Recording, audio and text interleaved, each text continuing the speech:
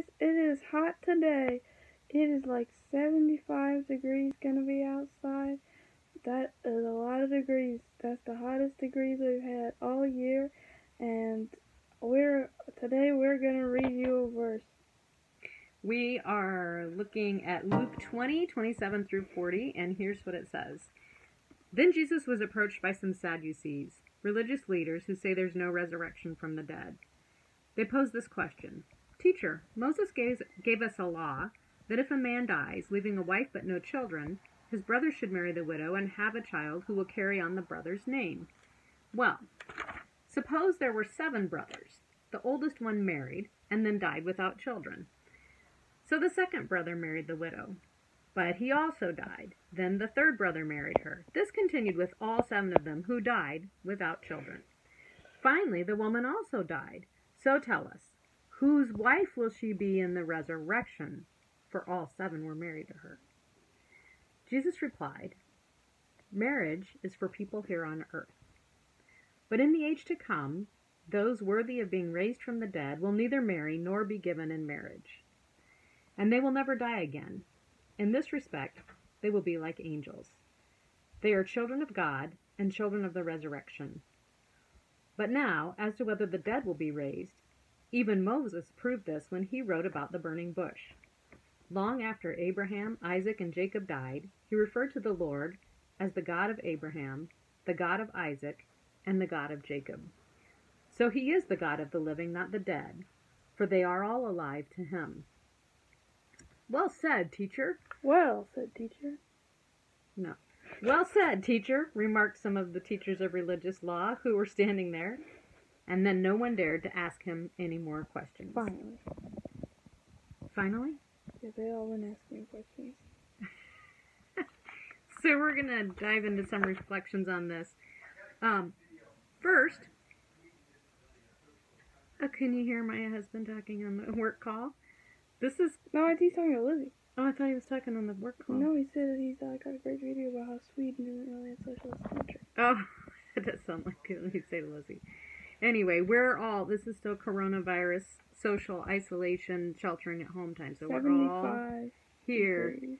In the house. In the house. All of us. In the house. Oh. He just texted us a picture of ourselves making this vlog right now. He's so current. Wow. Let's talk about this part. I think this is interesting. Well, first of all, it looks like they were trying to trap him. And this time... They're always trying to trap him. This time he actually answered them, though. And he talks about marriage. He says, and this is interesting to me, marriage is for people here on earth. And I just was thinking about how cool marriage is. For babies. You can make babies, which is fun. Life together. Life together. You can make life together. Companionship. Yes. Emotional support. Physical support. And also, marriage is very good for revealing your own weaknesses, because it's not easy to live with someone else. Fight. It's very good for fighting. Very good for fighting. If you like that, you're like me. If you like to fight, you can get married. You need to get married. Oh, yes. Then so I can fight all day, yeah. All you want. Oh, yes. Without any ever having to end. Yes, no, I'll stop us. Okay. Anyway. But I think that this is saying that in heaven, we won't need all those things that marriage brings us. We don't need the fights. But the companionship, we'll understand everything. The emotional support, the physical support, I think that will all come from God and from the loving community that we're in. You say, I love my wife, well, you love God even more. And then I think it's interesting, he says, those worthy of being raised... Look how blown out we are. Oh, no. Raised from the... It noticed you. It got me. Okay. Those worthy of being raised from the dead. The implication is that the people who aren't going to heaven won't be raised from the dead. Again, we've been listening to C.S. Lewis, The Problem of Pain, and he kind of is implying that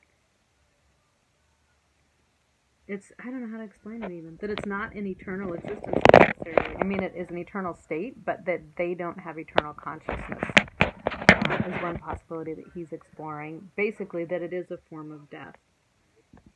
The word is an existence of death. It's okay.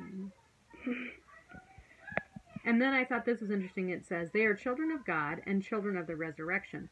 So children of God would have been a term that I think the Israelites would have known. That's what they called themselves, children of God. So here on this earth, we are children of God. But then when we die, we also become children of the resurrection, which is like, kind of like children of Jesus, or children of Jesus's work, the work that he did through the resurrection. That's an interesting thought. I can't quite wrap my brain around this.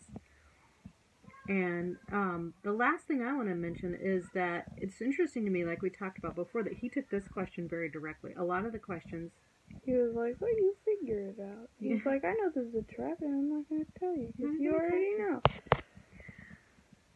And it's interesting that Jesus somehow always knew how to respond. He knew what to say. Like, I don't know how he did. He was just brilliant. And I praise you, Jesus. You're amazing.